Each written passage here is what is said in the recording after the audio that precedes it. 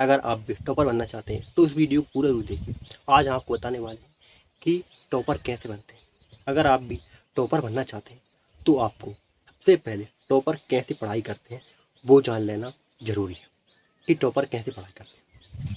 अगर आप किसी भी चीज़ में महारत हासिल करना चाहते हैं तो आपको पहले खुद से ठानना होगा, खुद वादा करना होगा खुद से कि मैं इस चीज़ में सफल बनूंगा, और आपको उसके अनुरूप यानी कि उसके अकॉर्डिंग मेहनत करना शुरू करना होगा। सफलता प्राप्त करने का एक ही रास्ता है, एक ही कुंजी है, वो है मेहनत। अगर आप मेहनत से काम करोगे तो आप टॉपर बन जाओगे और आप किसी भी फील्ड में सक्सेस हासिल कर लोगे। नंबर 1, अपने स्वास्थ्य पर ध्यान दें। कई बार स्टूडेंट क्या होता है, जब वो स्टार्टिंग से पढ़ाई करते हैं तब वो बड़े ही ज़ोर शोर से पढ़ाई करते हैं, रात दिन पढ़ाई करते रहते हैं, दिन नहीं देखते, रात नहीं देखते, खाना खाना भी नहीं चाहते क्योंकि टाइम वेस्ट हुआ खाना खाने में, और पढ़ाई करते रहते हैं। और इतनी ज़्यादा पढ़ाई करते हैं कि जब एग्ज़ाम टाइम आता है तब उस वक्त उनकी तबीयत ख़राब हो जाती है, स्वास्थ्य गड़बड़ा जाता है, क्योंकि रात दिन पढ़ाई कर रहे हैं, रात में सो नहीं रहे, खाना टाइम पर नहीं खा रहे हैं, पढ़ाई पढ़ाई कर रहे हैं, तो उनका स्वास्थ्य गड़बड़ हो जाता है। और लास्ट मोमेंट पे उनका स्वास्थ्य खराब होने से उनका रिजल्ट भी प्रभावित होता है, उनकी पढ़ाई भी प्रभावित होती है और वो अच्छे मार्क्स नहीं ला पाते।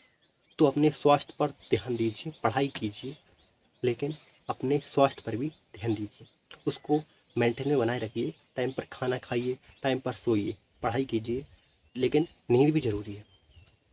नंबर 2, आलस के साथ पढ़ाई न करें। कई बार क्या होता है, हम रात में नहीं सोते हैं, पढ़ाई करते रहते हैं, रात के 2-2 बजे तक, 3-3 बजे तक, सुबह उठकर पढ़ने लगते हैं, रात में पढ़ते रहते हैं 8 से 12, 12 से 4, और फिर इसी वजह से नींद पूरी नहीं हो पाती, और जिसकी वजह से सुबह नींद आती बार। किसी भी काम करते वक्त आलस आता है और इसके कारण हम फोकस नहीं कर पाते अपनी स्टडी पर, और फोकस नहीं करेंगे तो पर कैसे बनेंगे, अच्छे से पढ़ाई नहीं कर पाएंगे तो अच्छे मार्क्स कैसे लाएंगे। आलस में पढ़ाई करोगे, आलस में कुछ भी काम करोगे तो वो अच्छे से नहीं हो पाता, और अच्छे से याद नहीं कर पाते, और अच्छे से पढ़ाई नहीं पाते। इसलिए आपको अपनी नींद को पूरी जरूर करना है। नंबर 3, नोट्स बनाएं। कई बार क्या होता है, कुछ लोग ग्रुप स्टडी करते हैं, कॉलेज, कोचिंग, इन जगहों पर जाकर पढ़ाई करते हैं, और वहाँ पर जो पढ़ाया गया है वो पढ़ते नहीं, लेकिन टॉपर ये गलती नहीं करते। वो कॉलेज में, कोचिंग में, ग्रुप स्टडी करते वक्त जो वहाँ पढ़ाया जाता है वो खुद भी घर पर आकर खुद से उन चीज़ों के नोट्स बनाते हैं, खुद से उनको पढ़ते हैं और उन्हें अच्छे से याद करते हैं। तब जाकर खुद नोट्स मेकिंग स्किल उन्हें टॉपर बनाते हैं, तब जाकर वो टॉपर बनते हैं। नोट्स मेकिंग की स्किल्स एक बहुत ही पावरफुल स्किल है, क्योंकि हम जो लिखते हैं वो हमें अच्छे से समझ में आ जाता है, इसलिए आपको नोट्स मेकिंग की स्किल तो पकड़नी होगी। नंबर 4, रिवीजन करें। टॉपर्स रिवीजन करते हैं, आपने जो पढ़ लिया, अगर आप किसी चैप्टर को याद करना चाहते हैं तो उसे पढ़िए, और फिर से उसे 24 घंटे बाद डबल से रिवीजन कीजिए।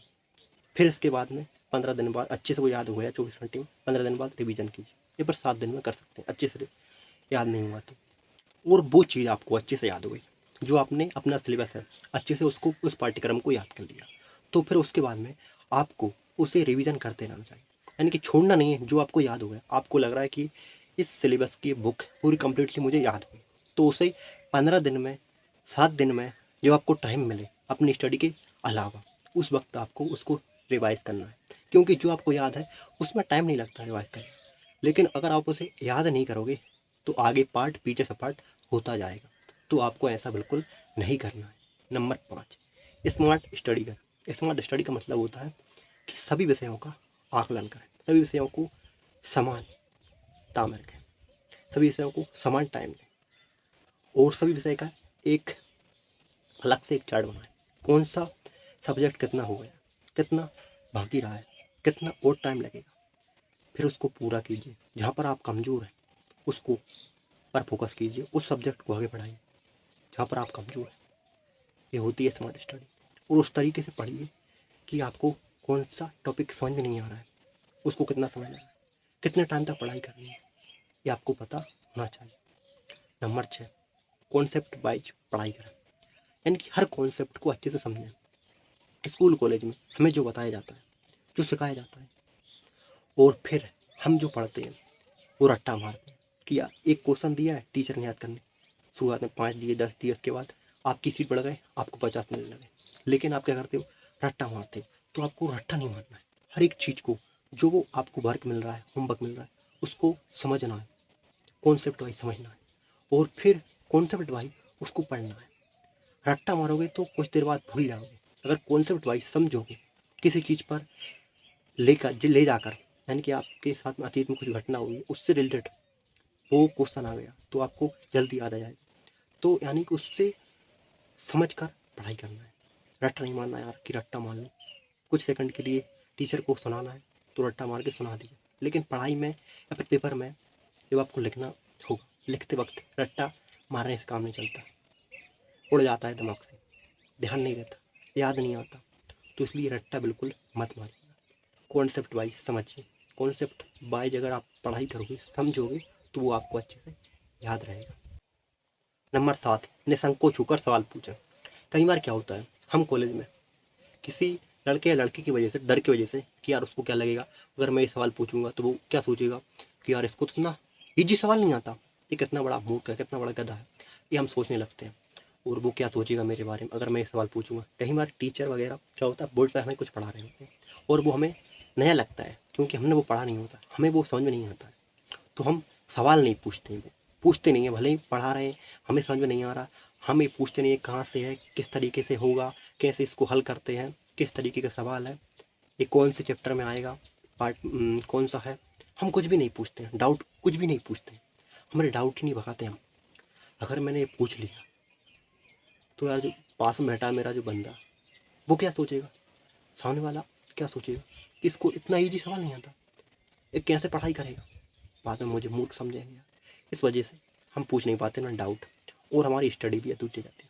तो आपको अपने डाउट क्लियर करना है, किसी के डर की वजह से अपना डर दूर कीजिए और निसंकोच होकर पढ़ाई कीजिए, निसंकोच होकर सवाल पूछिए, जो आपके डाउट है उनको क्लियर कीजिए। दोस्तों, आज की वीडियो कैसी लगी कमेंट जरूर बताना, और वीडियो को लाइक, चैनल को सब्सक्राइब करना और अपने दोस्तों के साथ इस वीडियो को शेयर करना बिल्कुल ही मत भूलिएगा। मिलते हैं नेक्स्ट टाइम, तब तक के लिए जय श्री कृष्ण, जय श्री राम।